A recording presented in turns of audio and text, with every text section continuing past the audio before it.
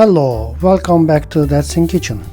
Today I am excited to share with you one of my favorite recipes, juicy and flavorful chicken wings. This recipe is simple to follow, but the results are always mouth-watering. Whether you are preparing it for a family dinner or a gathering with friends, these wings are sure to be a hit. First, let's prepare our marinade. In a mixing bowl, add 2 tablespoons of sunflower oil, then add 1 tablespoon of tomato paste. Next, a tablespoon of soy sauce for that extra depth of flavor. Crush 1 garlic clove and toss it in.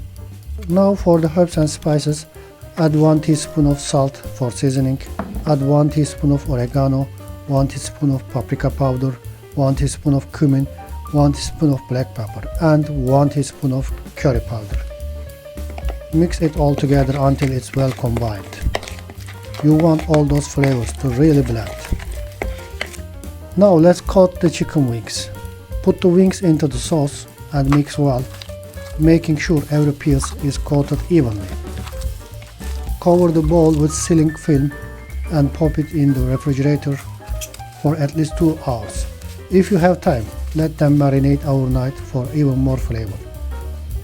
Once the wings are ready, remove the cling film and transfer the wings to an oven-safe dish.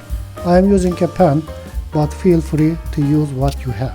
Cover the dish with aluminum foil to trap the moisture so that wings stay juicy. Now it's time to bake. Preheat your oven to 200 Celsius and bake the wings covered for 40 minutes. After 40 minutes, remove the foil and let the wings bake for another 20 minutes. At the same temperature, this will give them a nice crispy finish. And that's it.